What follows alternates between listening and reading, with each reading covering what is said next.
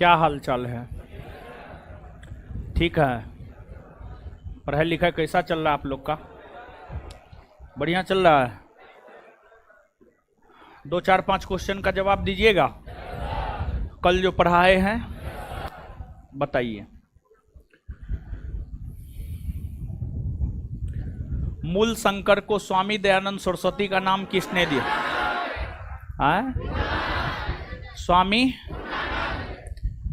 स्वामी विवेकानंद के बचपन का नाम क्या था?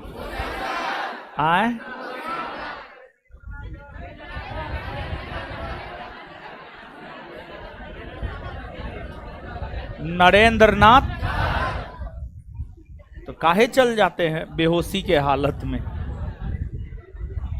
आगे बताइए, हल्ला मत कीजिए।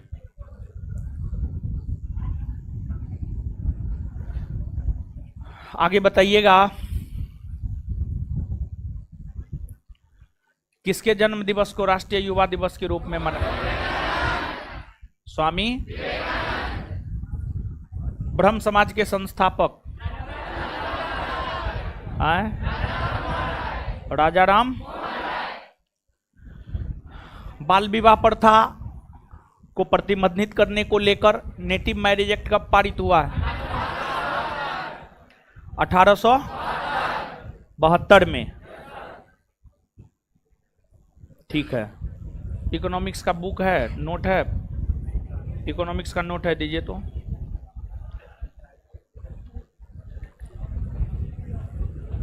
अरे बुक ना है जी, अरे नोट ना है, किसी के पास ना है। चलिए, विषय सूची लिखा हुआ है शुरू में, है कि ना है? अच्छा, ना है तो कोई बात ना, ना है तो क्या होगा।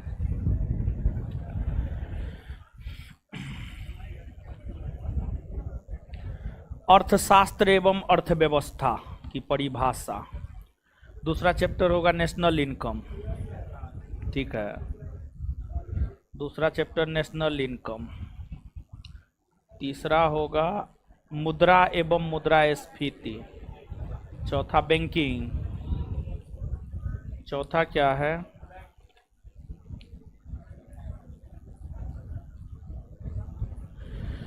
बैंकिंग एवं मौद्रिक नीति। पांचवा क्या है?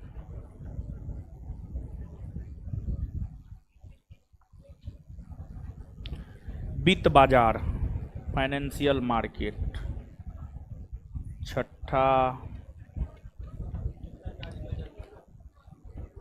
छठा क्या है? सरकारी बजट। और सातवां है टैक्स स्ट्रक्चर, कर संरचना। आठवां गरीबी और बेरोजगारी। यहीं तक है गरीबी और बेरोजगारी ना? क्या गरीबी बेरोजगारी चल रहा है? इसमें सब कुछ हो गया है? इसमें कुछ भी ऐसा है जो नहीं हुआ है? सब होने गया है।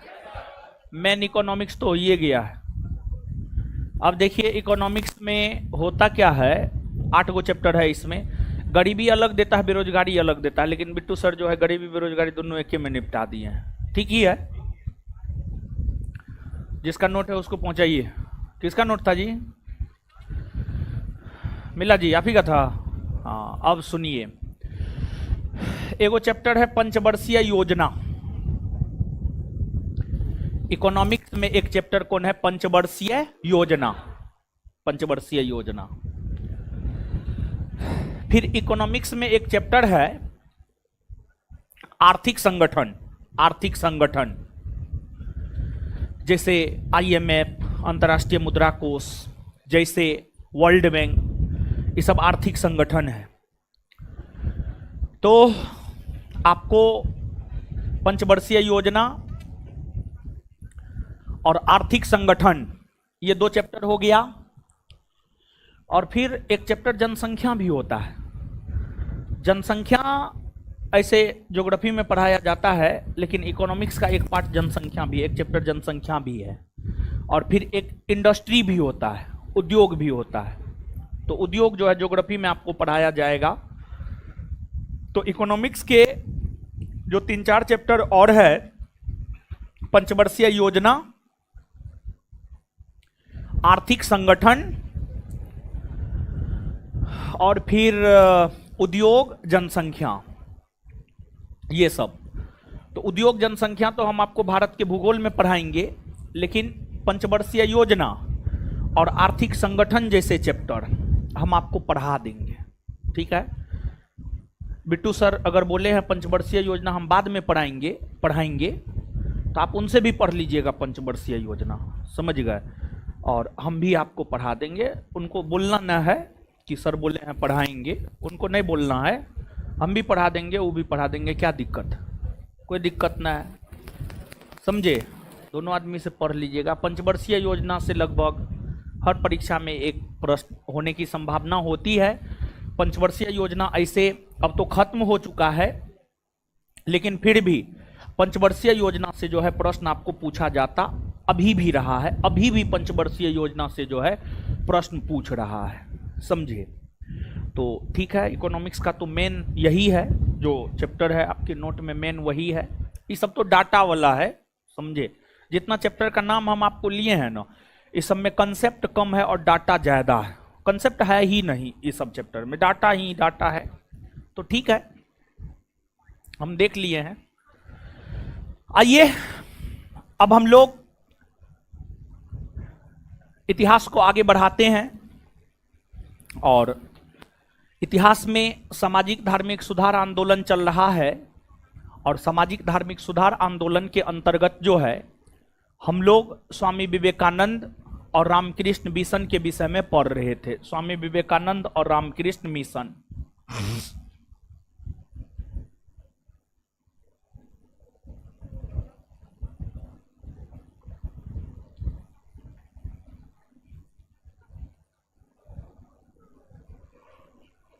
स्वामी विवेकानंद और रामकृष्ण मिशन।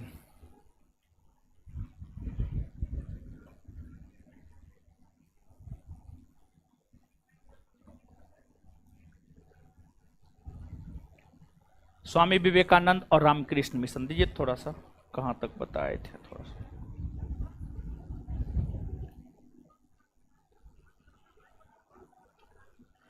जन्म माता पिता का नाम और बचपन का नाम नरेंद्र नाथ दत्त था, और उसको स्वामी विवेकानंद का नाम किसने दिया, यहां तक हम आपको बताए थे। चलिए आइए अब समझिए। देखिए स्वामी विवेकानंद का ही स्टेटमेंट है, उनका कई सारा स्लोगन है। उन्हीं का स्लोगन है, उठो जागो और तब तक मत रुको जब तक कि लक्ष्य की प्राप्ति नहीं हो जाती है, नहीं हो जाती है। ठीक है, उनके अनेकों स्लोगन है, कई सारे मोटिवेशनल है उनके स्लोगन। स्वामी विवेकानंद का जन्म 12 जनवरी 1863 को बंगाल प्रेसिडेंसी में हुआ था। इनकी माता भुवनेश्वरी देवी और पिता विश्वनाथ दत्त थे। युवाओं के प्रेरणा स्रोत स्वामी विवेकानंद रहे हैं। स्वामी विवेकानंद के जन्म दिवस को ही हम लोग राष्ट्रीय युवा दिवस के रूप में मनाते हैं। इनके बचपन का नाम नरेंद्र नाथ दत्त था। इन्हें स्वामी विवेकानंद की उपाधि राजस्थान के खेतरी महाराज अजीत सिंह के द्वारा दी गई थी। राजस्थान के खेतरी महाराज अजीत सिंह के द्वारा जो है इन्हें स्वामी विवेकानंद की उपाधि दी गई थी। और इन्हें स्वामी विवेकानंद की उपाधि तब दी गई थी जब ये प्रथम विश्व धर्म सम्मेलन में भाग लेने के लिए भारत से अमेरिका जा रहे थे।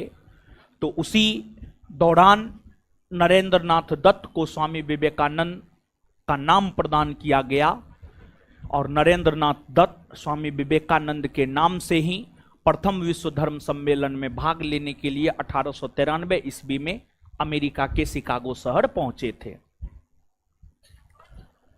इनकी विचारधारा पर इनके गुरु रामकृष्ण परमहंस, स्वामी विवेकानंद के जो गुरु थे, स्वामी विवेकानंद के गुरु थे रामकृष्ण परमहंस।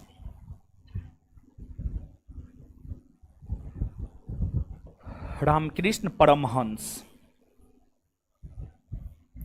रामकृष्ण परमहंस की अगर हम बात करें तो रामकृष्ण परमहंस जो है आपको स्वामी विवेकानंद के गुरु थे। रामकृष्ण परमहंस का जो मूल नाम था वह था गदाधर चट्टोपाध्याय। गदाधर चट्टोपाध्याय, गदाधर चट्टोपाध्याय रामकृष्ण परमहंस का मूल नाम था और इनकी पत्नी शारदा मणि थी। रामकृष्ण परमहंस जिनका मूल नाम गदाधर चट्टोपाध्याय था, उनकी पत्नी शारदा मणि थी और ये कलकत्ता के दक्षिणेश्वर काली मंदिर के पुजारी थे। ये कलकत्ता के दक्षिणेश्वर काली मंदिर के पुजारी थे और ये मानवतावादी विचारधारा के थे। इसी विचारधारा का प्रभाव स्वामी विवेकानंद के ऊपर भी पड़ा और स्वामी विवेकानंद भी मानवतावादी विचारधारा के थे और मानव सेवा को ही सर्वोपरि सेवा मानते थे, मानव सेवा को ईश्वर की सेवा मानते थे। और स्वामी विवेकानंद जब प्रथम विश्व धर्म सम्मेलन में भाग लेने के लिए 1893 ईस्वी में अमेरिका के शिकागो शहर पहुंचे तो उनके खिलाफ षड्यंत्र हुआ और प्रयास तो यहां तक किया गया कि भारत को इस विश्व धर्म सम्मेलन में भाग लेने नहीं दिया जाए, क्योंकि भारत स्वतंत्र राष्ट्र नहीं है बल्कि भारत एक गुलाम राष्ट्र है। लेकिन फिर भी भारत प्रथम विश्व धर्म सम्मेलन जो 1893 में अमेरिका के शिकागो में हुआ था उसमें भारत भाग लिया। उसमें भारत भाग लिया और भारत की तरफ से स्वामी विवेकानंद प्रतिनिधित्व किए।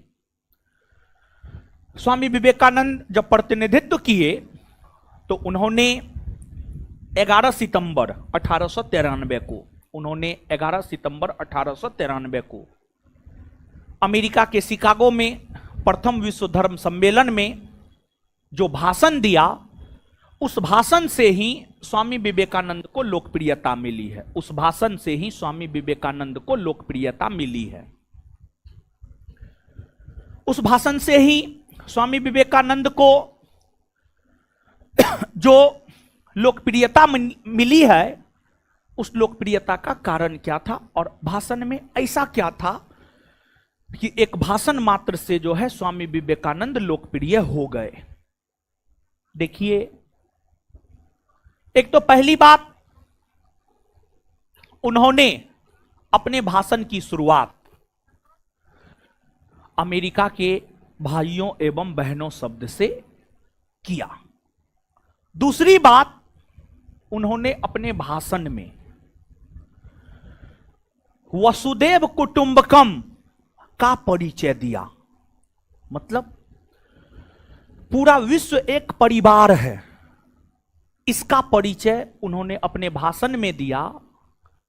और अगर स्वामी विवेकानंद पूरे विश्व को एक परिवार मानते थे तो पूरे परिवार के कल्याण को लेकर अपने भाषण में उन्होंने बातें की।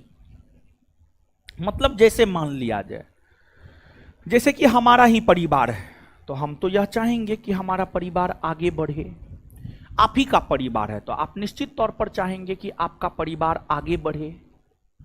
और स्वामी विवेकानंद ने पूरे विश्व को एक परिवार बतलाया और अपने भाषण में उन्होंने विश्व की समस्या से भी लोगों को अवगत करवाया और वैश्विक समस्या से लोगों को अवगत करवाने के साथ साथ उन्होंने उस समस्या का समाधान भी बतलाया। मतलब उन्होंने यह भी बतलाया कि विश्व की फलना फलना समस्या है और इस समस्या का समाधान ये है। देखिए, विश्व धर्म सम्मेलन था। विश्व धर्म सम्मेलन था तो स्वाभाविक सी बात है, विश्व के सभी धर्मों के धर्मगुरु अलग अलग देशों से उस सम्मेलन में आए हुए थे। सभी धर्म के धर्मगुरु अपने अपने धर्म को सर्वोपरि बतला रहे थे। सभी धर्म के धर्मगुरु अपने अपने धर्म को सर्वोपरि बतला रहे थे। और वहीं स्वामी विवेकानंद अपने भाषण में मानव कल्याण की बात किए, मानव कल्याण की बात किए। और उन्होंने अपने भाषण में यह भी बतलाया कि ये जो हिंदू, मुस्लिम, सिख, ईसाई, बौद्ध, जैन, पारसी, ये जो धर्म है, इन धर्मों से भी ऊपर एक जो सबसे बड़ा धर्म है वह मानवता का धर्म है। इन धर्मों से भी ऊपर जो सबसे बड़ा धर्म है वह मानवता का धर्म है। और हम सभी को मानव कल्याण के लिए काम करना चाहिए। हम सभी को मानव कल्याण के लिए काम करना चाहिए। और स्वामी विवेकानंद बहुत ही ज्ञानी व्यक्ति थे। स्वामी विवेकानंद की अगर हम बात करें तो वो बहुत ही ज्ञानी व्यक्ति थे। तो था क्या, पूरा का पूरा विश्व अगर आप देखेंगे तो दो जगत में बटा हुआ है। यह है 0 डिग्री देशांतर रेखा, इसे दाहिना जाइएगा, पूर्वी, और इधर पश्चिमी। देशांतर पर नहीं जाना है आपको। पूरा विश्व दो धारा में बटा हुआ है, पूर्वी और पश्चिमी। पूर्वी और पश्चिमी। पूर्वी जगत के लोग आध्यात्मिक होते हैं, आध्यात्मिक। और पश्चिमी जगत के लोग भौतिकवादी होते हैं, भौतिकवादी होते हैं। पूर्वी जगत के लोग आध्यात्मिक होते हैं और पश्चिमी जगत के लोग भौतिकवादी होते हैं। भौतिकवादी का मतलब क्या होता है और आध्यात्मिक का मतलब क्या होता है, इसको आप समझिएगा। जैसे मान लिया जाए गर्मी लग रहा है तो रूम में एसी लगा लिए, पानी नल का गर्म है, रूम में फ्रिज लगा लिए, पैदल चलने में दिक्कत हो रहा है, 4 व्हीलर खरीद लिए, उससे भी ज्यादा दिक्कत हो रहा है, हेलीकॉप्टर खरीद लिए।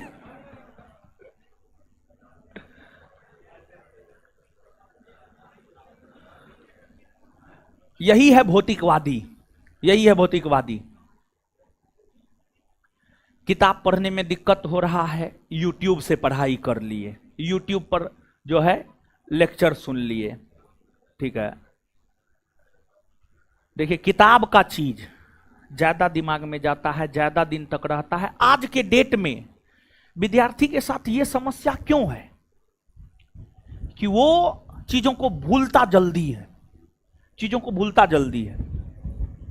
वो किताब नहीं पकड़ता है, वो किताब से चीजों को ज्ञान नहीं करता है। पहले क्या था, लोग किताब पढ़ता था, और जब लोग अपने से किताब पढ़ता था तो वो चीज जो है लॉन्ग टाइम के लिए उसके पास रहता था। तो आज के डेट में लोग किताब नहीं पढ़ना चाहता है, समझे। तो ये भी एक रीजन है। ऐसे भूलने के बहुत सारे रीजन है, लेकिन उसमें एक रीजन ये भी है। तो भौतिकवादी का मतलब थोड़ा सा भी कष्ट नहीं सहना, ऐसो आराम की जिंदगी व्यतीत करना। और आध्यात्मिक का मतलब आध्यात्म से मतलब ईश्वर से अपने आप को जोड़ कर रखना। तो स्वामी विवेकानंद ने अपने भाषण में क्या कहा, सुनिएगा। स्वामी विवेकानंद ने अपने भाषण में यह कहा कि जहां एक तरफ पश्चिमी जगत के लोग भौतिकवादी हैं, वहीं पूर्वी जगत के लोग आध्यात्मिक हैं। अगर दोनों का सम्मिश्रण कर दिया जाए, दोनों को मिला दिया जाए, तो यही मानव के कल्याण का सर्वोत्तम मार्ग होगा। यह मानव के कल्याण का सर्वोत्तम मार्ग होगा। यह मानव के कल्याण का सर्वोत्तम मार्ग होगा। यह स्वामी विवेकानंद जी ने अपने भाषण में कहा। और वे भारत से गए थे भारत का प्रतिनिधित्व करने के लिए, और उस समय भारत गुलाम था। लेकिन फिर भी भारतीय होने पर उन्होंने गर्व जतलाया और उन्होंने अपने भाषण में इस बात को भी रखा कि हमें भारतीय होने पे गर्व है। क्यों हमें भारतीय होने पर गर्व है? तो इसी वजह से भारतीय होने पर गर्व है क्योंकि भारत ने विश्व के उन तमाम सताए लोगों को शरण दिया है। भारत ने विश्व के सभी सताए लोगों को शरण दिया है। अर्थात भारत मानवतावादी वाला देश है। भारत मानव सेवा को सर्वोपरि मानता है। यह बतलाते हुए जो है स्वामी विवेकानंद ने अपने आप के भारतीय होने पर गर्व जतलाने को लेकर के बातें कही। और उन्होंने अपने भाषण में ऐसी ऐसी अच्छी अच्छी बातें कही कि जितने भी वहां अलग अलग धर्मों के धर्मगुरु थे सब हक्का बक्का रह गए और सब सोचने पर मजबूर हो गए कि एक गुलाम देश का नागरिक का सोच इतना स्वतंत्रता वाला कैसे हो सकता है, इतना बेहतर कैसे हो सकता है, इतना आगे की सोच कैसे एक गुलाम देश के लोग का हो सकता है। और उस भाषण से ही वो लोकप्रिय हुए और फिर उन्हें तूफानी हिंदू कहा जाने लगा। और जब वे लोकप्रिय हुए तो लोकप्रिय होने के बाद उन्होंने विश्व के अलग अलग देशों का भ्रमण किया और अनेकों विदेशी, अमेरिकी, रूसी, ब्रिटेन के लोग स्वामी विवेकानंद के अनुयायी बने, स्वामी विवेकानंद के शिष्य बने और उन्हें भ्रमण करने वाला तूफानी हिंदू और तूफानी हिंदू दोनों कहा जाता है। उन्हें भ्रमण करने वाला तूफानी हिंदू या तूफानी हिंदू दोनों कहा जाता है। और आधुनिक काल में विश्व के मानचित्र पर भारत को एक नए सिरा से स्थापित करने का काम स्वामी विवेकानंद ने किया। भारत को एक नई पहचान देने का काम स्वामी विवेकानंद ने किया। और फिर स्वामी विवेकानंद काफी लोकप्रिय हुए और फिर अपनी विचारधारा को प्रचारित और प्रसारित करने के लिए उन्होंने 1897 ईस्वी में रामकृष्ण मिशन की स्थापना किया। रामकृष्ण मिशन की स्थापना उन्होंने 1897 ईस्वी में कोलकाता में किया। और फिर रामकृष्ण मिशन में मानवतावादी शिक्षा दी गई, यानी मानव को सर्वोपरि बतलाया गया। और रामकृष्ण मिशन की शाखाएं देश के अलग अलग शहरों में खोली गई। साथ ही साथ स्वामी विवेकानंद अपनी विचारधारा को प्रचारित और प्रसारित करने के लिए अनेकों पुस्तकों की रचना की, जैसे ज्ञान योग, कर्म योग, राजयोग, वेदांत फिलॉसफी, प्रबुद्ध भारत, वर्तमान भारत। ये तमाम ऐसे साहित्य है जो स्वामी विवेकानंद के द्वारा लिखे गए हैं। और आगे चलकर वर्ष 1900 ईस्वी में 1920 ईस्वी में पेरिस में द्वितीय विश्व धर्म सम्मेलन हुआ। और 1900 ईस्वी में जो पेरिस में द्वितीय विश्व धर्म सम्मेलन हुआ, उस सम्मेलन में भी भाग लेने के लिए भारत की तरफ से स्वामी विवेकानंद ही गए हुए थे। और फिर आगे चलकर 4 जुलाई 1902 को स्वामी विवेकानंद का देहावसान हो गया। 4 जुलाई 1902 को स्वामी विवेकानंद का देहावसान हो गया।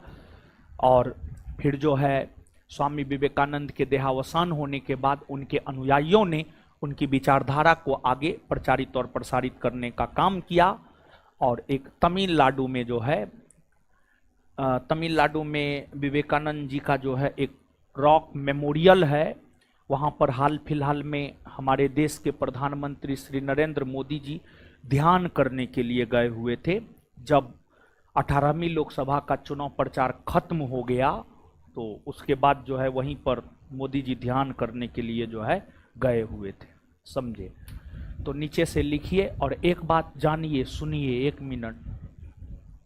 स्वामी विवेकानंद जी से एक बात सीखिए, आप जैसे भी हैं अपने आप पे आपको गर्व होना चाहिए, समझिए। अपने आप पे प्राउड फील कीजिए कि हम जैसे भी हैं बेहतर है, समझे, जैसे भी हैं बेहतर है।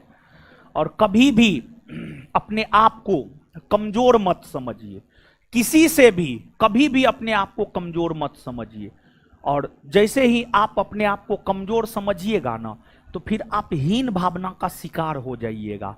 और जैसे ही आप हीन भावना के शिकार हो गए ना तो आपका विकास रुक जाएगा, आपका विकास रुक जाएगा। आप अपने आप में ये समझिए कि हम अपने आप में सिंगल पीस हैं, हम अपने आप में यूनिक हैं। और एक बात जानिए, आप हर इंसान में कुछ ना कुछ गुण जरूर होता है, चाहे वो अच्छा गुण हो या खराब गुण हो, कुछ ना कुछ गुण ईश्वर आप में जरूर देते हैं। जरूरत है उस गुण को समझने की, जरूरत है उस गुण को समझने की और उस पर काम करने की, समझे। तो कहने का मतलब यह है कि अपने आप पे गर्व महसूस कीजिए और अपने आप को कभी भी कमतर करके मत आंकिए, समझे। आप बहुत बेहतर हैं। और स्वामी विवेकानंद जी का ही ये मानना था। वे जब अलग अलग जगह जाकर भाषण दिया करते थे तो एक भाषण में उन्होंने ही कहा है, जो बात हम कभी कभी आपको कहते भी हैं, अगर आप नहीं सुने हैं अभी तक तो आप सुन लीजिए। उन्होंने ही यह बात भी कहा है कि इस संसार में कोई भी काम अगर कोई भी एक मानव कर रहा है तो उस काम को करने की कैपेसिटी हर मानव में है। मतलब एग्जाम हो रहा है, एग्जाम क्वालिफाई अगर कोई भी एक छात्र कर रहा है तो हर छात्र में एग्जाम क्वालिफाई करने की कैपेसिटी होती है। लेकिन जो छात्र अपनी कैपेसिटी को समझ नहीं पाता है वही एग्जाम फेल करता है, समझ गए। और सिर्फ सपना देख लेने मात्र से कुछ नहीं होता है, सपना देखकर उस पर काम करने से होता है, उस पर काम करने से होता है। अगर सपना देख लेने मात्र से सब कुछ हो जाता तो हर कोई अभी अरबपति खरबपति हो जाता। तो सपना देख लेने मात्र से कुछ नहीं होता है, बल्कि उस सपना को साकार करने के लिए उसको लेकर काम करना होता है, तब जाकर के आपके सपना जो है साकार होते हैं। तो स्वामी विवेकानंद हर युवाओं के प्रेरणा स्रोत माने जाते हैं। तो स्वामी विवेकानंद ही यह बात कहे हैं कि कोई भी एक काम को अगर इस संसार का कोई भी एक व्यक्ति कर रहा है तो हर व्यक्ति में वो कैपेसिटी है कि वह उस काम को कर सकता है। तो आप भी परीक्षा निकाल सकते हैं, इस बात को अपने दिमाग में बैठा लीजिए। कभी भी ऐसा मत सोचिए कि हमसे नहीं हो सकता है, हम नहीं कर सकते हैं। हमेशा यह सोचिए कि हमसे हो सकता है, हम कर सकते हैं।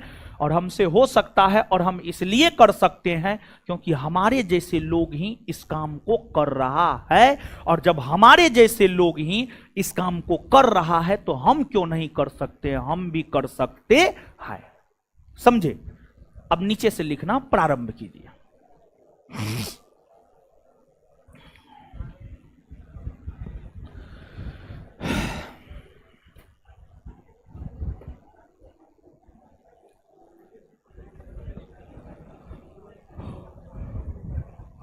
लिखिए,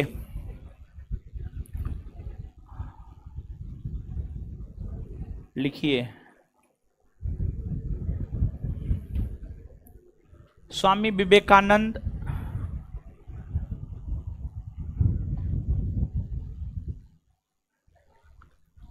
स्वामी विवेकानंद के गुरु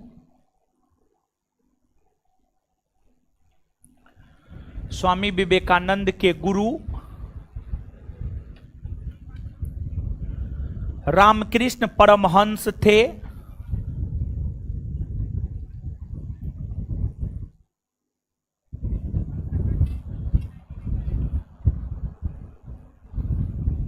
रामकृष्ण परमहंस थे जिनका मूल नाम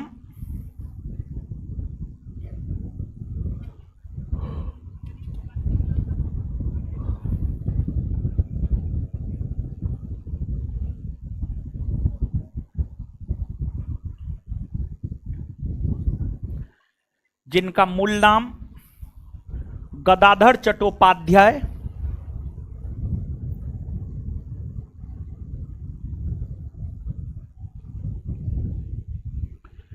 जिनका मूल नाम गदाधर चट्टोपाध्याय था।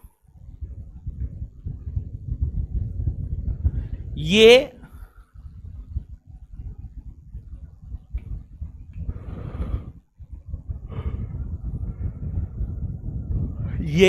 कोलकाता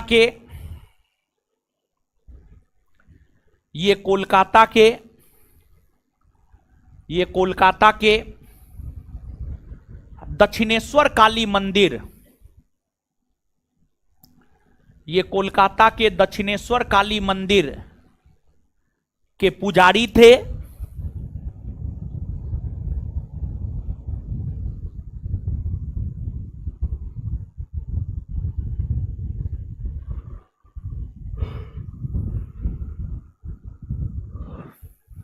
इनकी पत्नी शारदा मणि थी।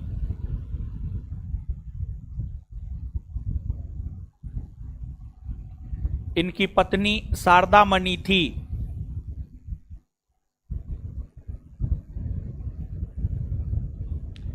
नेक्स्ट पॉइंट लिखिएगा।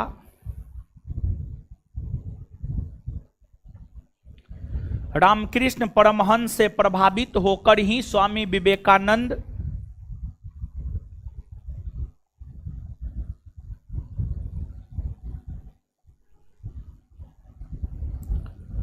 रामकृष्ण परमहंस से प्रभावित होकर ही स्वामी विवेकानंद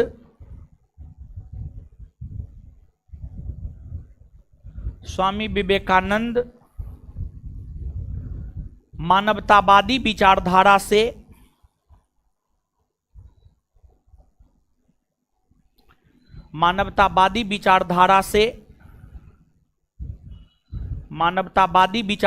से ओतप्रोत हुए, मतलब प्रभावित हुए। मानवतावादी विचारधारा से ओतप्रोत हुए। मानवतावादी विचारधारा से ओतप्रोत हुए। मानवतावादी विचारधारा से ओतप्रोत हुए और मूर्ति पूजा का समर्थन करने लगे।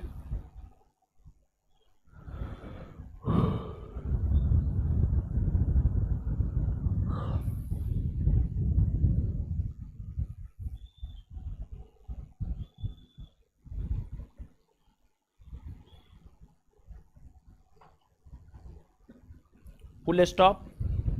उसी में वैसी विचारधारा जिसमें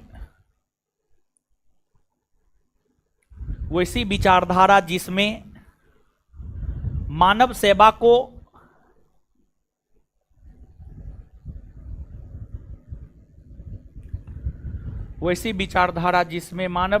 को ईश्वर सेवा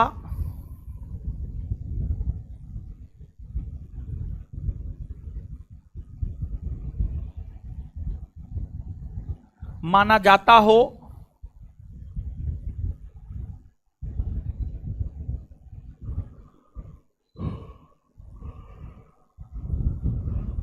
और मानव ही सर्वोपरि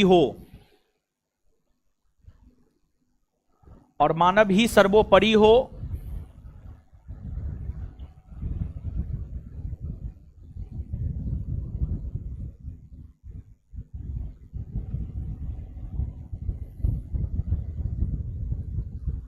मानवतावादी विचारधारा कहा जाता है। मानव ही सर्वोपरि हो, मानवतावादी विचारधारा कहा जाता है।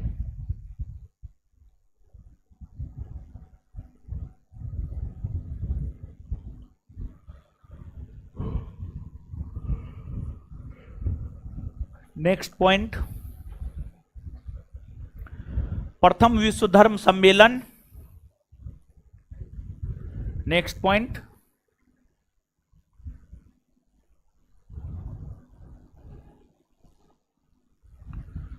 प्रथम विश्व धर्म सम्मेलन। प्रथम विश्व धर्म सम्मेलन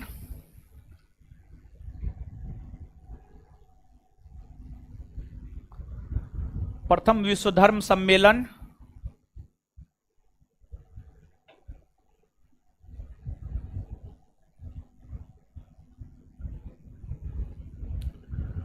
प्रथम विश्व धर्म सम्मेलन अमेरिका के शिकागो में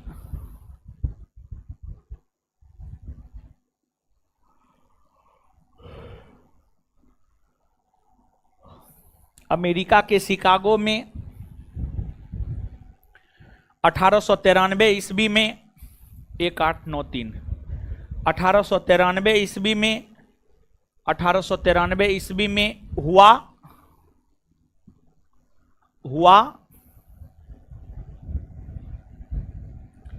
इसमें भारत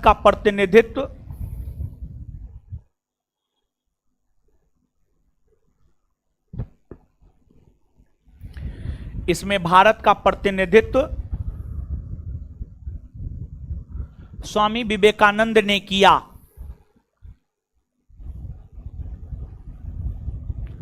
इसमें भारत का प्रतिनिधित्व स्वामी विवेकानंद ने किया। स्वामी विवेकानंद ने किया। Full stop. इस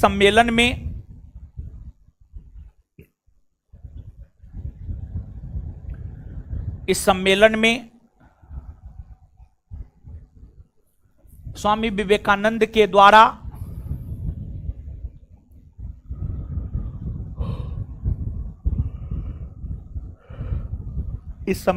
स्वामी विवेकानंद के द्वारा जो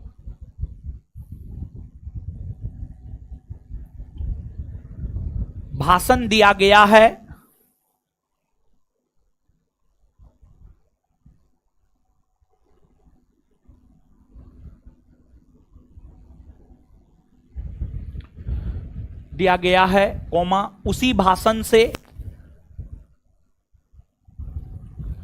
उसी भाषण से वे लोकप्रिय हुए हैं।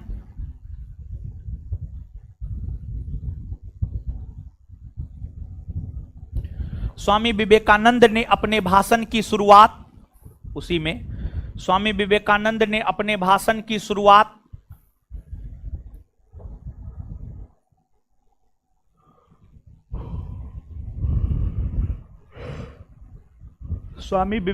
ने अपने भाषण की शुरुआत अमेरिका के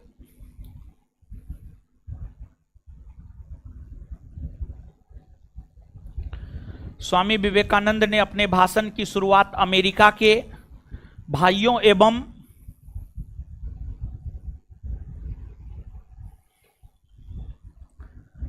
एवं बहनों शब्द से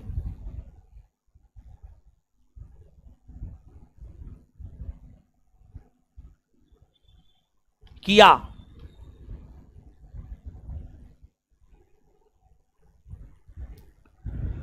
उन्होंने अपने भाषण में यह कहा कि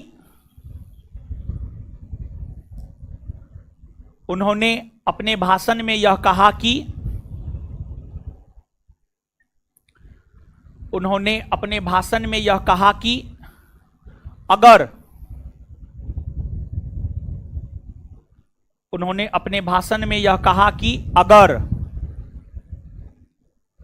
पश्चिम के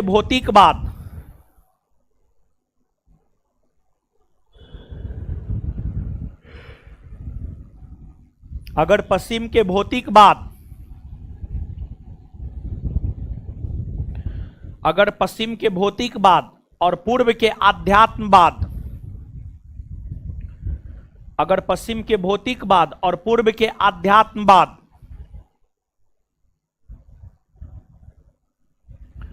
और पूर्व के आध्यात्मवाद को आपस में मिला दिया जाए, को आपस में मिला दिया जाए, आपस में मिला दिया जाए तो आपस में मिला दिया, आपस में मिला दिया जाए तो यही मानव के कल्याण का,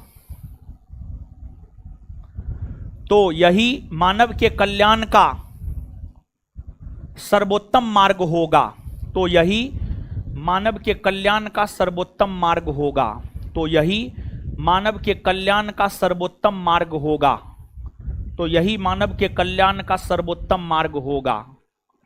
देखिए सुनिए, सब धर्म गुरु अपने अपने धर्म को बढ़ा चढ़ा कर दिखा रहा था और ये मानव कल्याण की बात कर रहे थे कि मानव का कल्याण कैसे हो।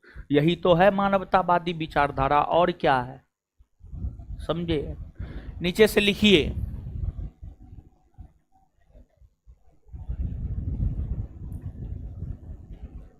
वर्ष 1893 ईस्वी में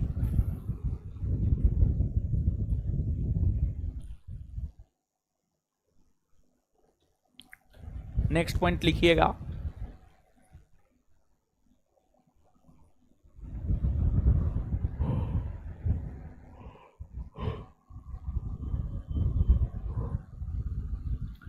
वर्ष 1893 ईस्वी में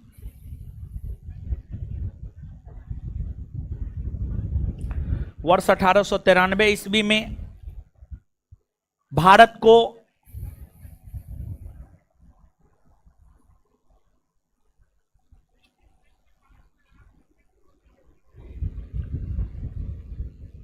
विश्व मानचित्र पर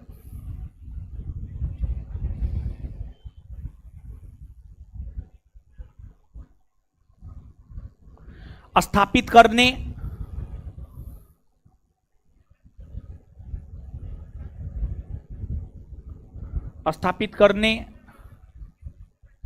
का श्रेय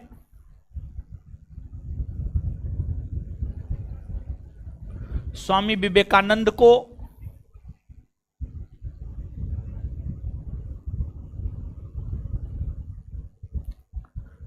विवेकानंद को दिया जाता है।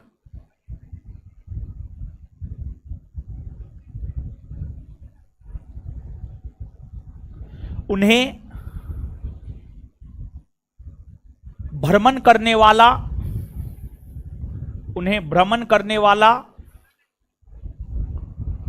तूफानी हिंदू भी, उन्हें भ्रमण करने वाला तूफानी हिंदू भी कहा जाता है। उन्हें भ्रमण करने वाला तूफानी हिंदू भी कहा जाता है। उन्हें भ्रमण करने वाला तूफानी हिंदू भी कहा जाता है। नेक्स्ट पॉइंट, स्वामी विवेकानंद ने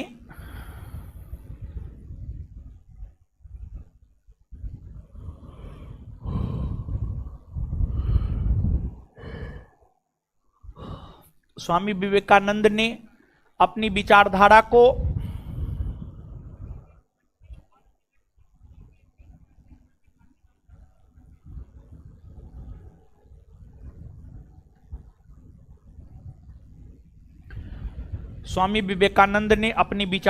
को प्रचारित और प्रसारित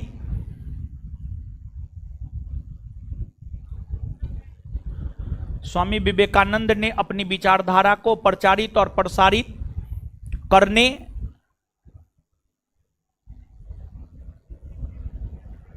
के उद्देश्य से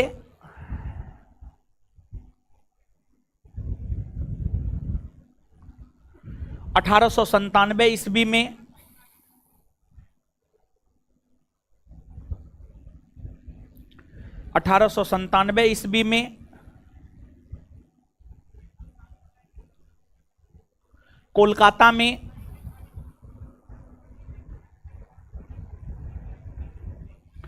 रामकृष्ण मिशन की स्थापना किया?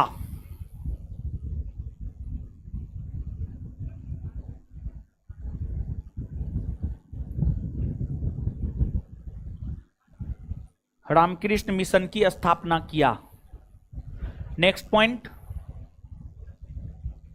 स्वामी विवेकानंद ने, नेक्स्ट पॉइंट, स्वामी विवेकानंद ने ज्ञान योग, ज्ञान योग कौमा, स्वामी विवेकानंद ने ज्ञान योग कौमा राजयोग, राजयोग कौमा कर्मयोग, कर्मयोग कौमा ज्ञान योग, राजयोग, कर्मयोग कौमा वर्तमान भारत, वर्तमान भारत कौमा प्रबुद्ध भारत, प्रबुद्ध भारत, वर्तमान भारत कौमा प्रबुद्ध भारत, प्रबुद्ध भारत कौमा वेदांत फिलोसफी, वेदांत फिलोसफी, वेदांत फिलोसफी, वेदांत फिलोसफी जैसे, वेदांत फिलोसफी जैसे साहित्यों की रचना,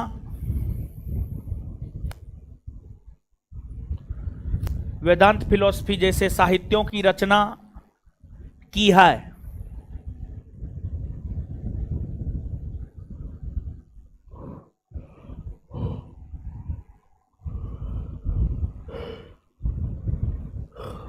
आगे लिखिएगा,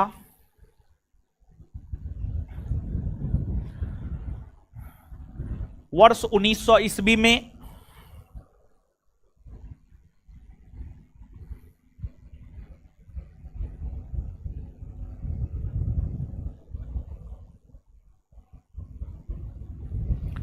वर्ष 1900 ईस्वी में द्वितीय विश्व धर्म सम्मेलन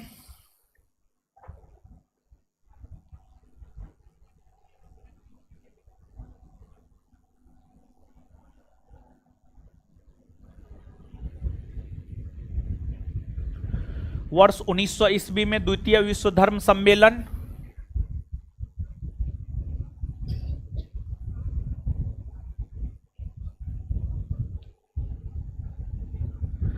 पेरिस में हुआ है।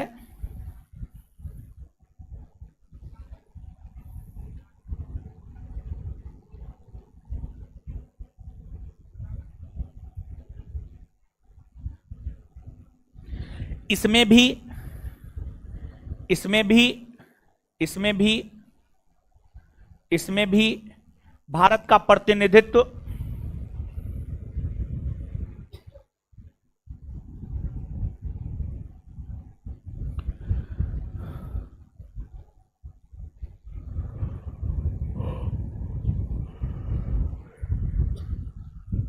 इसमें भी भारत का प्रतिनिधित्व स्वामी विवेकानंद ने ही किया है।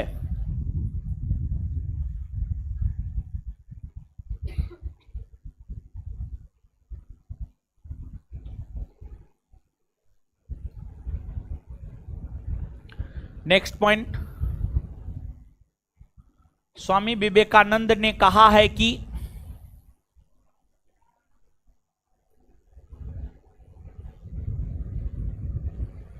स्वामी विवेकानंद ने कहा है कि आज हिंदू धर्म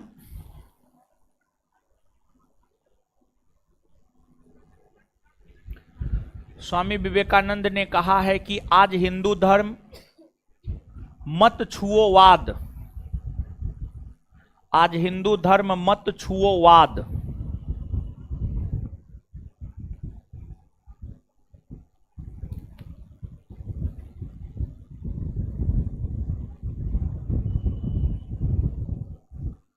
आज हिंदू धर्म मत छुओवाद बन गया है।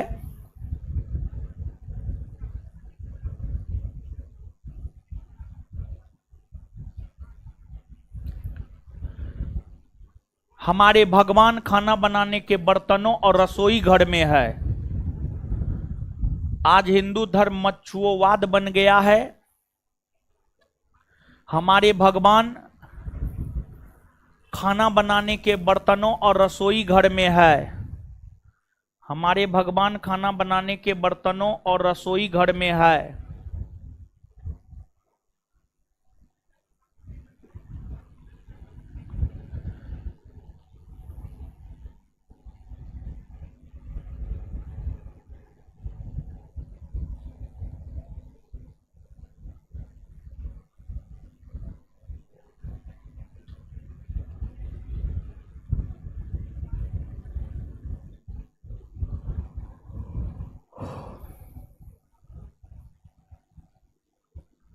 जानते हैं हिंदू धर्म में जो छुआछूत की प्रथा थी ना, उस छुआछूत की प्रथा की आलोचना करते हुए ही स्वामी विवेकानंद ने यह बात कहा है कि आज हिंदू धर्म मच्छुओवाद बन गया है।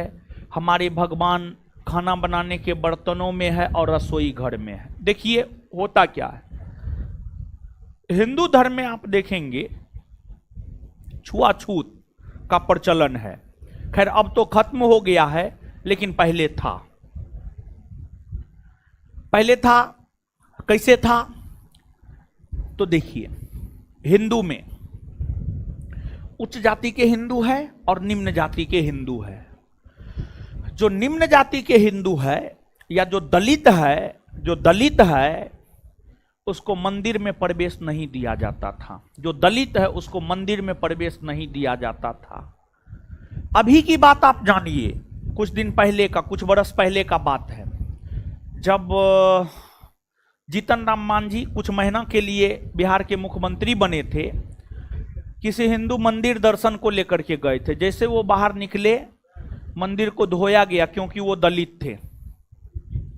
तो ये सही बात है, और दलितों को मंदिर में प्रवेश नहीं दिया जाता था। महात्मा गांधी ने आंदोलन किया और दलितों को मंदिर में प्रवेश करने का अधिकार दिलाने का काम महात्मा गांधी ने किया है। तो दलितों को मंदिर में प्रवेश इसलिए नहीं दिया जाता है कि हमारे भगवान छुआ जाएंगे छोट जाति के लोगों से। तो इसी पर कटाक्ष जो है स्वामी विवेकानंद ने किया है कि आज तो हिंदू धर्म मच्छुओवाद बन गया है। मतलब छोट जाति का हिंदू है, दलित हिंदू है, तो मंदिर में प्रवेश नहीं करेगा। भगवान ईश्वर की अगर हम लोग बात करें तो ईश्वर थोड़े कहता है कि आप हमको मत छुइए, आप हमारे मंदिर में मत आइए। हमारे समाज में जो ढोंगी लोग हैं, जो रूढ़िवादी लोग हैं, वो सब ये सब काम करता है, समझ गए? तो ठीक है। और दूसरी बात, अगर कोई दलित हिंदू किसी उच्च जाति के हिंदू के घर में चला जाता था तो उसको खाना खिलाता था, लेकिन अपने बर्तन में नहीं खिलाता था। उसको जो है पत्तल पे खिलाया जाता था, पत्तल पे खिलाया जाता था, या फिर दूसरे बर्तनों में, टूटा फूटा बर्तनों में खिलाया जाता था। उसके लिए अलग से बर्तन रखा जाता था। इसी के ऊपर कटाक्ष करते हुए जो है स्वामी विवेकानंद ने यह बात कहा है कि हमारे भगवान तो आज खाना बनाने के बर्तनों में है। मतलब अगर एक बर्तन में उच्च जाति के हिंदू, निम्न जाति के हिंदू खा लेंगे तो एकदम पता नहीं क्या हो जाएगा, और जबकि होना कुछ न है उस सब चीज से। ऐसा थोड़े है कि उच्च जाति के हिंदू का ब्लड जो है पीला है और निम्न जाति के हिंदू का ब्लड नीला है। ऐसा तो कुछ नहीं है। मानव मानव है, समझे? तो इसी के ऊपर कटाक्ष जो है स्वामी विवेकानंद ने किया है। फिर इसके बाद आगे सुनिए, देखिए स्वामी विवेकानंद ने यह देखा कि देश में गरीबी, भूखमरी चरम पर है, तो उन्होंने इसको लेकर भी अपनी राय लोगों के समक्ष रखने का काम किया है। और स्वामी विवेकानंद ने यह कहा है कि जब तक करोड़ों लोग भूखे और अशिक्षित है, हम उन सभी भारतीयों को देशद्रोही मानते हैं जो उन्हें आगे बढ़ाने को लेकर काम नहीं करता है, जो उन्हें आगे बढ़ाने को लेकर काम नहीं करता है। मतलब फिर से पूरे स्टेटमेंट को समझिएगा। स्वामी विवेकानंद ने कहा है कि जब तक भारत में करोड़ों लोग भूखे और अज्ञानी हैं, तब तक मैं सभी भारतवासी को देशद्रोही मानता हूं जो उनके गरीबी, भूखमरी और अज्ञानता को दूर करने के लिए प्रयास नहीं करते हैं, अज्ञानता को दूर करने के लिए प्रयास नहीं करते हैं। यह भी स्वामी विवेकानंद का ही स्टेटमेंट है। मतलब उनके कहने का यह था कि अगर आपको शिक्षा मिल गया है तो आप दूसरों को शिक्षित कीजिए। अगर आपको भोजन मिल जा रहा है तो जो भूखमरी के शिकार हो रहे हैं उसको आप भोजन उपलब्ध करवाइए, उसको आप भोजन उपलब्ध करवाइए। और अगर आप ऐसा नहीं करते हैं तो आप देशद्रोही हैं, अगर आप ऐसा नहीं करते हैं तो आप देशद्रोही हैं। ऐसा स्वामी विवेकानंद का मानना था, समझे। और फिर 4 जुलाई 1902 को तो स्वर्ग ही सिधार गए, समझे। तो नीचे से लिखिए।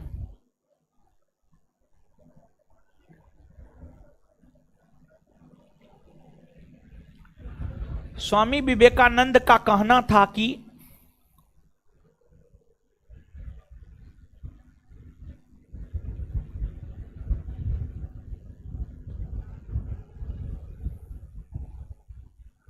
स्वामी विवेकानंद का कहना था कि जब तक स्वामी विवेकानंद का कहना था कि जब तक करोड़ों भारतीय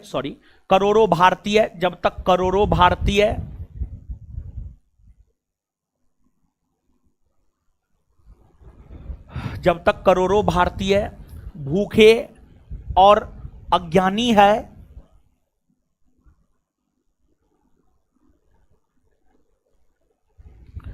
भूखे और अज्ञानी है, तब तक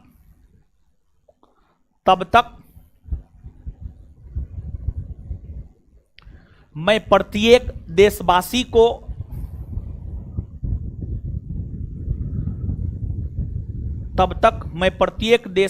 को देशद्रोही मानता हूं,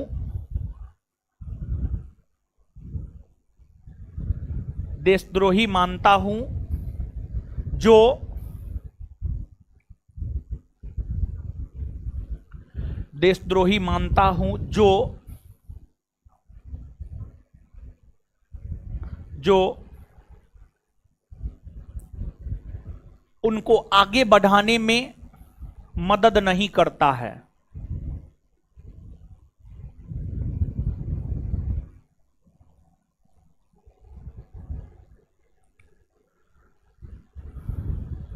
नेक्स्ट पॉइंट,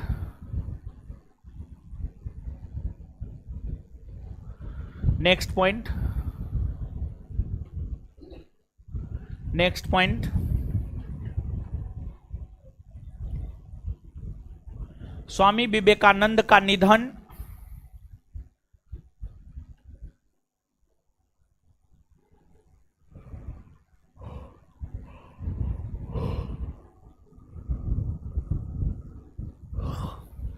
स्वामी विवेकानंद का निधन 4 जुलाई 1902 ईस्वी को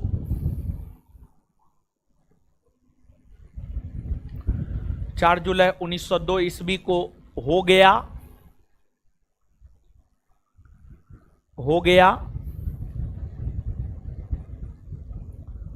नेक्स्ट पॉइंट, विवेकानंद का रॉक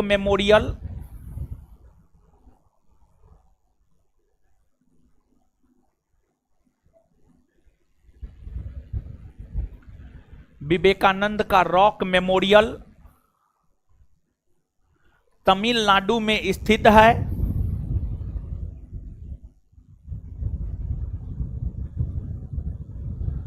तमिलनाडु में स्थित है, जहां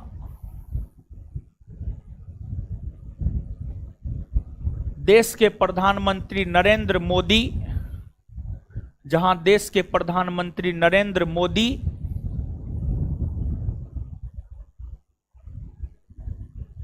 नरेंद्र मोदी 18वीं लोकसभा चुनाव के अंतिम चरण में 18वीं लोकसभा चुनाव के अंतिम चरण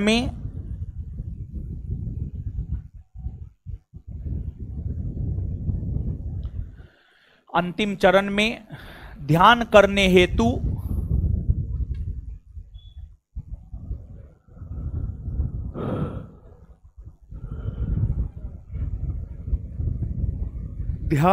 हेतु गए हुए थे।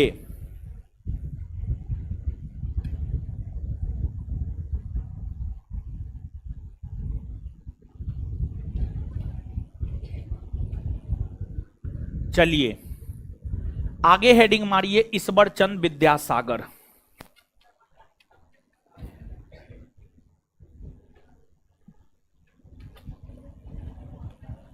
ईश्वर चंद विद्यासागर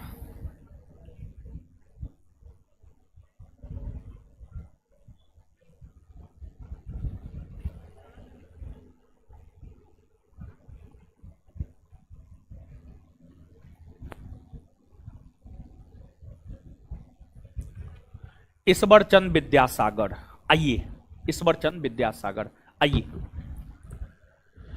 देखिए ईश्वर चंद विद्यासागर, समझिएगा। देखिए ईश्वर चंद विद्यासागर भी बंगाल प्रेसिडेंसी से बिलोंग करते हैं, बंगाल प्रेसिडेंसी से बिलोंग करते हैं। इनका जन्म संभवतः 1820 ईस्वी में हुआ था और इन्होंने विशेष तौर पर महिलाओं को उनका हक और अधिकार दिलाने को लेकर आवाज बुलंद किया था। विशेष तौर पर हिंदू धर्म की विधवा महिलाओं को उनका हक और अधिकार ईश्वर चंद विद्यासागर ने ही दिलाया है। देखिए हिंदू धर्म में सिर्फ एक विवाह मान्य है, हिंदू धर्म में सिर्फ एक विवाह मान्य है।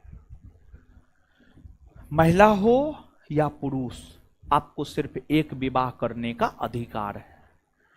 इस्लाम धर्म में 7 विवाह तक आप कर सकते हैं, 7 विवाह तक आप कर सकते हैं, लेकिन हिंदू धर्म में सिर्फ एक विवाह करने का अधिकार आपको है। समझिए अब आप। तो देखिए होता क्या था, पहले होता क्या था, बाल विवाह होता था। बाल विवाह होता था मतलब छोटे उम्र में विवाह हो जाता था। छोटे उम्र में विवाह होने के कारण लोगों का मृत्यु भी जल्दी हो जाता था, लोगों का मृत्यु भी जल्दी हो जाता था। और पुरुषों की तुलना में महिलाओं में सहन करने की क्षमता ज्यादा होता है। पुरुषों की तुलना में महिलाओं का हमको लगता है रोग प्रतिरोधक क्षमता ज्यादा होता है, समझे, ज्यादा होता है। अब बायोलॉजी वाली सर बताएंगे कि क्या सही है क्या गलत है, लेकिन है हल्ला काय कर है, ऐसे काय करते हैं। देखिए होता क्या था, हिंदू धर्म में सिर्फ एक विवाह करने का अधिकार होता था। तो हिंदू धर्म की महिलाएं अगर उनके पति का निधन हो जाता था तो महिलाएं विधवा हो जाती थी। और जो हमारा समाज है, हमारा समाज विधवा महिला को एक्सेप्ट नहीं करता है। विधवा महिला को ना उनके घर वाले एक्सेप्ट करते थे, ना उनके ससुराल वाले एक्सेप्ट करते थे, जिस वजह से विधवा महिलाओं का स्थिति काफी दयनीय हो जाता था। तो हमारे समाज में विधवा महिलाओं की दयनीय स्थिति को देखते हुए ईश्वर चंद्र विद्यासागर के मन में यह विचार आया कि क्यों न विधवा महिलाओं को दोबारा फिर से विवाह करने का अधिकार दे दिया जाए, दोबारा फिर से विवाह करने का अधिकार दे दिया जाए, ताकि विधवा महिलाएं अपना घर परिवार फिर से बसा ले।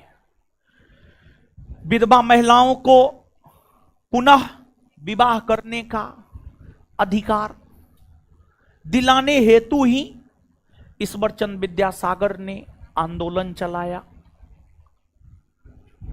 लोगों में जागरूकता फैलाया। उनके इस कदम से लॉर्ड कैनिंग सहमत थे, लॉर्ड कैनिंग सहमत थे। और फिर लॉर्ड कैनिंग के प्रयास से ही ईश्वर चंद्र विद्यासागर ने 1856 ईस्वी में हिंदू धर्म की विधवा महिलाओं को पुनः विवाह करने का अधिकार दिलाने हेतु हिंदू विधवा पुनर्विवाह अधिनियम पारित करवाया। और इस अधिनियम के तहत हिंदू धर्म की विधवा महिलाओं को दोबारा विवाह करने का अधिकार मिला। और जब हिंदू धर्म की विधवा महिलाओं को दोबारा विवाह करने का अधिकार मिल भी गया, तो कोई पुरुष विधवा महिला से विवाह करना ही नहीं चाहता था। तो विधवा महिला से लोग विवाह करे, इसको लेकर ईश्वर चंद्र विद्यासागर ने अपने पुत्र का विवाह विधवा महिला के साथ करवाया। मतलब समाज में एक नया छाप छोड़ने का काम ईश्वर चंद्र विद्यासागर ने किया, समाज में एक उदाहरण प्रस्तुत करने का काम ईश्वर चंद्र विद्यासागर ने किया। और जब ईश्वर चंद्र विद्यासागर जैसे बड़े समाज सुधारक अपने पुत्र का विवाह विधवा महिला के साथ करवाया, तो फिर लोग विधवा महिला से विवाह करने को लेकर प्रेरित हुए। और फिर धीरे धीरे जो है लोग विधवा महिला से भी विवाह करना शुरू कर दिया। ईश्वर चंद्र विद्यासागर नारी शिक्षा के समर्थक थे, नारी शिक्षा के मतलब महिला शिक्षा के समर्थक थे। ईश्वर चंद्र विद्यासागर बाल विवाह प्रथा को समाप्त करने के पक्षधर थे, यानी उनका भी यह मानना था कि जो बाल विवाह प्रथा है, जो छोटे उम्र में 5 बरस 7 बरस 8 बरस की उम्र में विवाह हो जाता है, इसको खत्म कर देना चाहिए। इसको लेकर भी आवाज बुलंद करने का काम ईश्वर चंद्र विद्यासागर ने किया था। तो नीचे से लिखिए,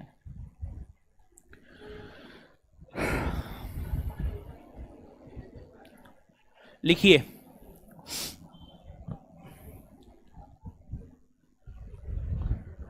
ईश्वर चंद्र विद्यासागर डैश दे करके लिखिएगा। ये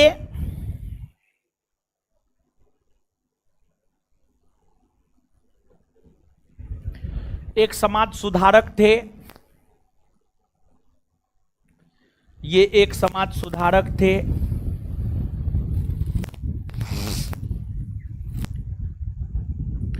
इनका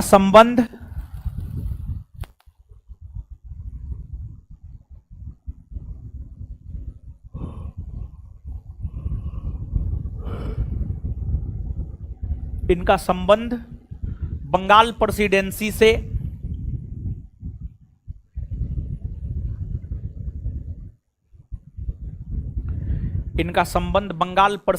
से रहा है।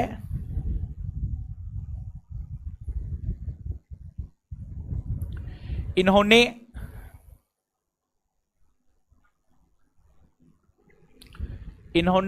हिंदू धर्म की विधवा महिला इन्होंने हिंदू धर्म की विधवा महिला को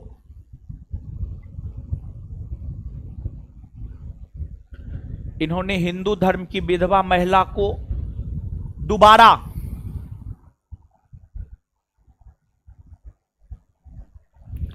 विवाह करने का अधिकार दिलाने हेतु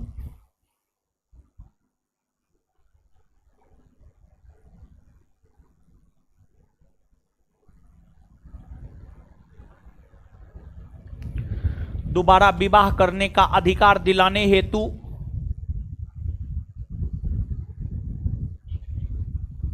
1856 ईस्वी में 1856 ईस्वी में लॉर्ड कैनिंग के सहयोग से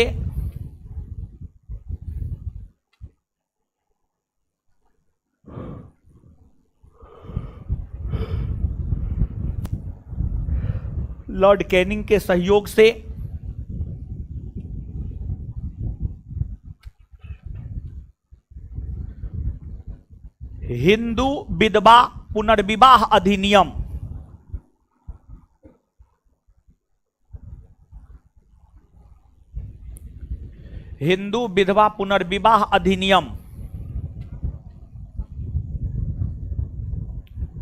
पारित करवाया।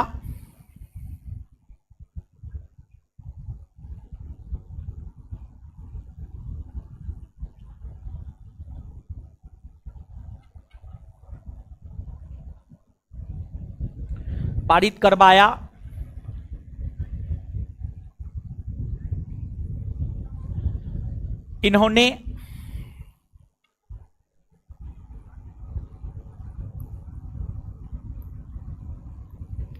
अपने पुत्र का विवाह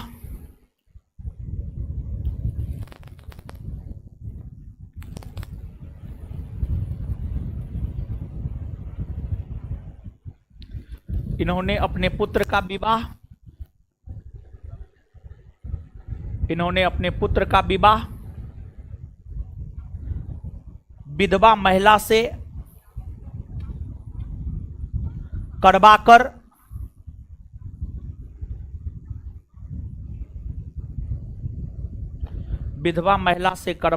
समाज में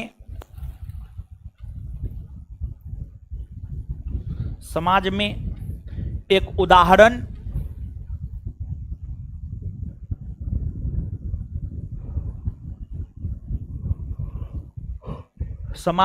उदाहरण छोड़ने का काम किया।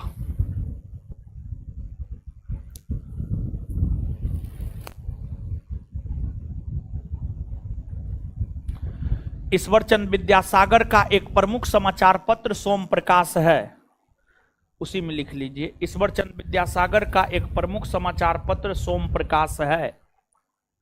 ईश्वरचंद विद्यासागर का एक प्रमुख समाचार पत्र सोम प्रकाश है।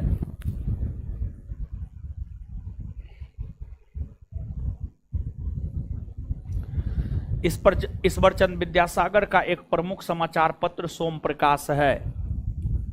ईश्वरचंद विद्यासागर का एक प्रमुख समाचार पत्र सोम प्रकाश है। ईश्वरचंद विद्यासागर का एक प्रमुख समाचार पत्र सोम प्रकाश है। चलिए आगे हेडिंग मारिए, प्रार्थना समाज।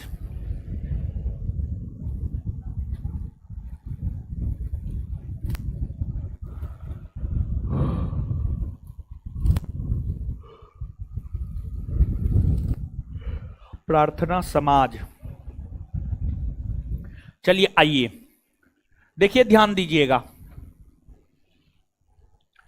ब्रह्म समाज का नाम सुने हैं आप लोग? नहीं सुने हैं? सुने हैं ना? ब्रह्म समाज कहां स्थापित हुआ है? बंगाल प्रेसिडेंसी में। कहां पर? बंगाल प्रेसिडेंसी में। और ब्रह्म समाज जैसे बाल विवाह को लेकर आवाज बुलंद कर रहा था, सती प्रथा को लेकर आवाज बुलंद कर रहा था, एकेश्वरवाद के प्रचार को लेकर आवाज बुलंद कर रहा था। तो जो काम पूर्वी भारत में पूर्वी भारत में, भारत है, उत्तरी भारत है, दक्षिणी भारत है, पूर्वी भारत है, पश्चिमी भारत। जो काम पूर्वी भारत में ब्रह्म समाज कर रहा था, उसी काम को पश्चिमी भारत में करने के लिए, जैसे पश्चिमी भारत में सती प्रथा के खिलाफ लोगों में जागरूकता फैलाने हेतु ही, बाल विवाह प्रथा पर रोक लगाने हेतु ही पश्चिमी भारत में प्रार्थना समाज की स्थापना की गई और प्रार्थना समाज की स्थापना महाराष्ट्र में की गई। प्रार्थना समाज की स्थापना महाराष्ट्र में आत्माराम पांडुरंग ने किया है, आत्माराम पांडुरंग। और आत्माराम पांडुरंग को प्रार्थना समाज स्थापित करने की प्रेरणा केशव चंद्र सेन ने दिया है। केशव चंद्र सेन जो ब्रह्म समाज से जुड़े थे, जो ब्रह्म समाज से जुड़े थे, ब्रह्म समाज से जुड़े केशव चंद्र सेन की प्रेरणा से ही महाराष्ट्र के भीतर प्रार्थना समाज की स्थापना आत्माराम पांडुरंग के द्वारा किया गया। और इस प्रार्थना समाज को महाराष्ट्र में लोकप्रिय बनाया महादेव गोविंद रानाडे ने, महादेव गोविंद रानाडे ने, एमजी रानाडे ने। और एमजी रानाडे तीक्ष्ण बुद्धि के थे, मतलब तेज बुद्धि के थे, जिस वजह से एमजी रानाडे को महाराष्ट्र का सुकरात भी कहा जाता, महाराष्ट्र का सुकरात, महाराष्ट्र का सुकरात भी कहा जाता है। समझ गए? तो नीचे से लिखिए।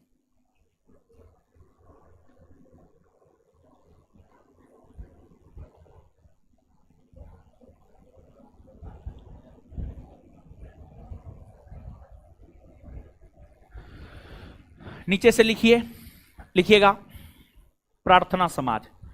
इसकी स्थापना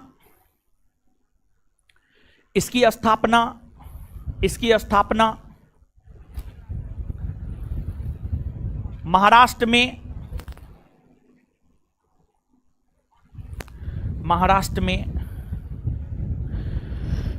1867 ईस्वी में 1867 1867 ईस्वी में 1867 ईस्वी में 1867 ईस्वी में आत्माराम पांडुरंग ने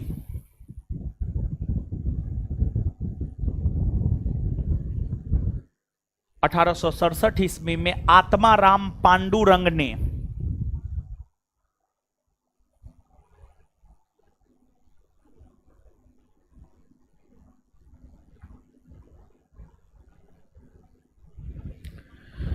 पांडुरंग ने केशव चंद्र सेन की प्रेरणा से किया।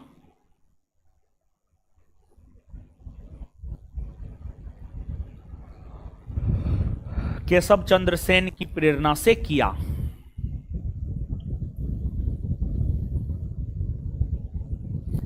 इस संगठन को महाराष्ट्र के क्षेत्र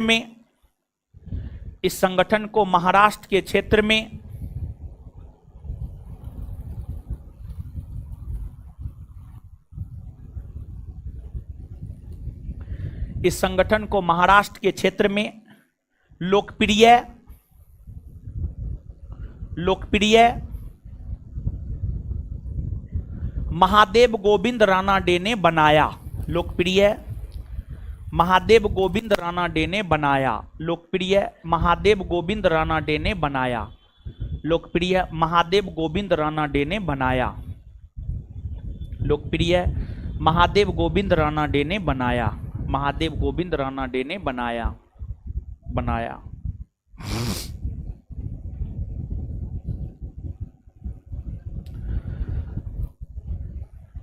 महादेव गोविंद रानाडे को उनकी तीक्ष्ण बुद्धि के कारण,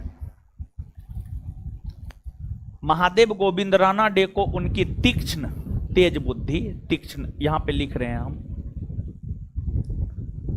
महादेव गोविंद रानाडे को उनकी तीक्ष्ण बुद्धि के कारण, महादेव गोविंद रानाडे को उनकी तीक्ष्ण बुद्धि के कारण महाराष्ट्र का सुकरात, महादेव गोविंद रानाडे को उनकी तीक्ष्ण बुद्धि के कारण महाराष्ट्र का सुकरात,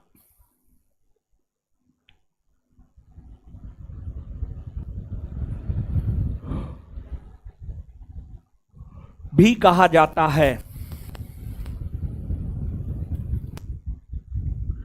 महाराष्ट्र का सुकरात भी कहा जाता है। चलिए गुरुजी लोग जितना समझाए हैं लिखाए हैं पढ़िए तो जल्दी।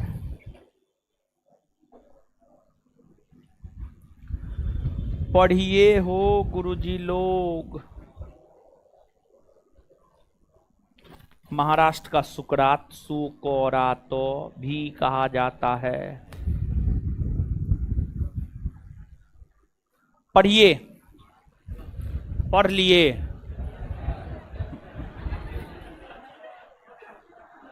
पढ़िए जल्दी। नहीं हो पढ़ते हैं तो बोलते हैं यस सर। दालों में हाँ, भातों में हाँ ना।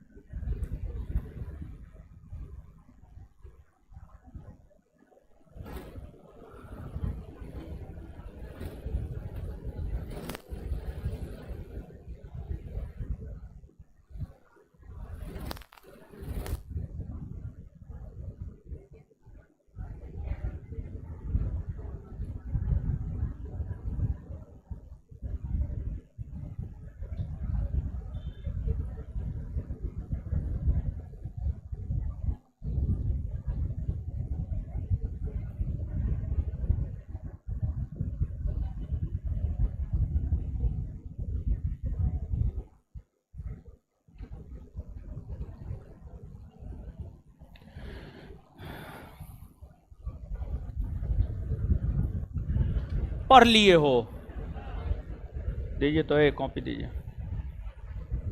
आइए तो याद करते हैं हीरो सब।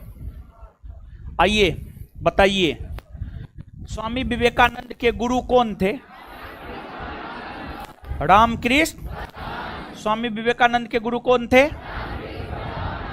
रामकृष्ण परमहंस का मूल नाम क्या था? रामकृष्ण परमहंस का मूल नाम क्या था? रामकृष्ण परमहंस की पत्नी कौन थी? पत्नी कौन थी? और किससे प्रभावित होकर स्वामी विवेकानंद मानवतावादी विचारधारा के हुए? आए? स्वामी विवेकानंद मूर्ति पूजा के समर्थक थे या विरोधी? समर्थक ना। प्रथम विश्व धर्म सम्मेलन कहां हुआ है? अमेरिका के शिकागो। प्रथम विश्व धर्म सम्मेलन कहां हुआ है? कब हुआ है? इसमें भारत का प्रतिनिधित्व किसने किया है? और किसने यह कहा है कि अगर पश्चिम के भौतिकवाद और पूर्व के आध्यात्मवाद को आपस में मिला दिया जाए तो यही मानव के कल्याण का सर्वोत्तम मार्ग होगा? किसने कहा है? स्वामी विवेकानंद। तूफानी हिंदू किसे कहा जाता है? तूफानी हिंदू। रामकृष्ण मिशन की स्थापना कब हुई है? कब हुई है? कहां हुई है? कहां हुई है? किसने किया है? ज्ञान योग, राजयोग, कर्म योग, वर्तमान भारत, प्रबुद्ध भारत, वेदांत फिलोसफी किसकी रचना है? आए? ज्ञान योग, कर्म योग, राजयोग, प्रबुद्ध भारत, वेदांत फिलोसफी किसकी रचना है? द्वितीय विश्व धर्म सम्मेलन 1900 ईस्वी में कहां हुआ है? इसमें भारत का प्रतिनिधित्व किसने किया?